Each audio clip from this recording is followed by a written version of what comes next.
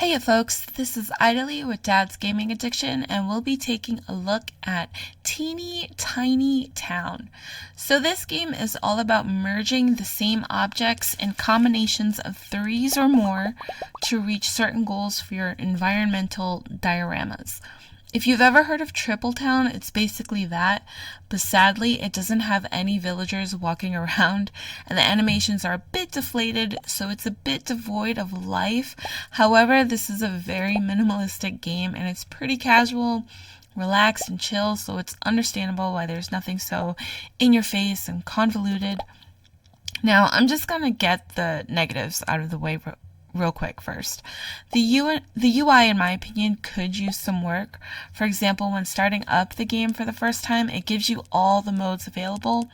After choosing one and then going back to the main menu, there's a continue and a play button, which threw me off a little because I'm not used to seeing modes that are hidden behind an additional button.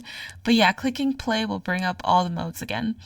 Another example of UI funniness are the map selections when playing in what I call the endless town building mode. There are quite a few maps and you have to go through them one at a time, but they look very similar and are titled as the area, like 5x5 or 6x6, and then their biome name. And then it's organized on the top right by squares and hexagons, but if you keep pressing the arrows on the edges of the screen to scroll through, it loops, so it's easy to lose count just how many maps there are and which one you're viewing, and I just wish it was listed in a view all mode to see them a bit clearly. And my last annoyance with the game is that it doesn't tell you what the power-ups are until after you use them, so I was constantly wasting my power-ups just to see what they were, which was a little annoying because of how powerful they are. So real quick, before I forget, there are 4 power-ups in total, an undo button, which is actually pretty jarring because it erases everything on the board just to undo one move. There's a bulldozer power-up, which completely removes anything on a tile, very useful. The swap power-up, which will swap 2 tiles, even if one is empty, which essentially becomes a move item power-up at that point.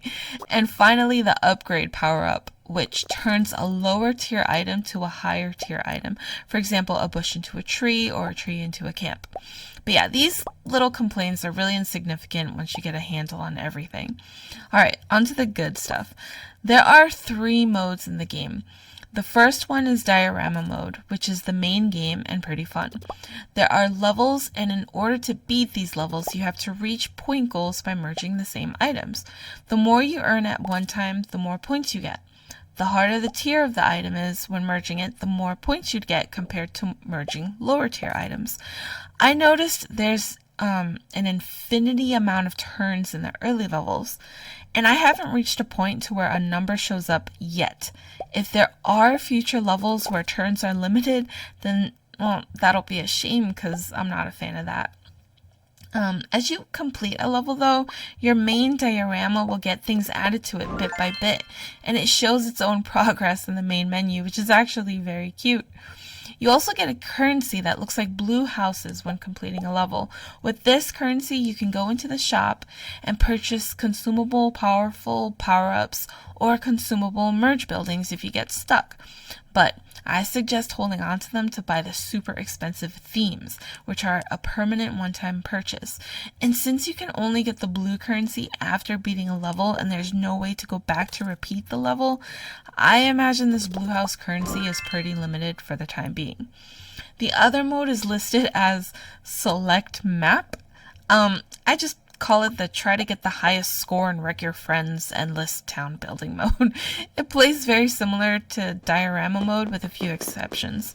One being where you can actually see what your next merge item is, and you can even store up to 3 items in your inventory.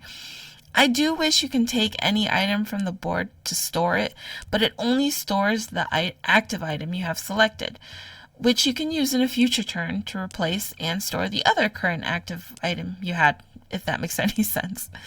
What's interesting about this mode too is that once you reach your point goal, your map expands and you'll have more space to merge buildings.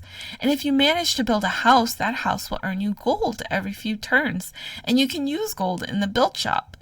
It's the same shop as the previous mode, but with gold instead of the blue house currency, and you only start off with a few things in the shop. But as you expand the map by reaching your point goals, more items in the shop will become available. And it just keeps going until you can't build anymore, and then you get a trophy and you're on the leaderboard, and that's that. In creative mode, it's as you would expect, sandbox. Create your own little town area however you want. I do like that there are items that are locked in the sandbox until you merge them in the main game. That's a nice little incentive. But yeah, that's it. I mean, the game is cute. It's very puzzly and it's very minimalistic. I don't claim to be the best at merging games. In fact, without powerful power-ups, I would probably be even worse, trying to get all fancy with my combo of 5s, 7s, and 9s, and getting completely stuck in the process. Which is why I'm so grateful there's an actual wheel you can spin every 14 hours or so to get 1 or 2 random power-ups. But that's only for the main diorama mode.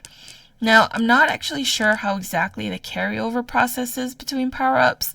Like, do I take them back to the endless mode, or does it carry over between levels? I have no idea. I just noticed that if there's a number underneath the power-up, it means I have it. So I would give this a recommend because it's simplistic and it's a fun merge puzzle game with a cute visual aspect of your progress. Well, that's it from me. Thank you guys so much for watching. Please don't forget to like the video and subscribe, and I will catch you all next time. Bye, guys.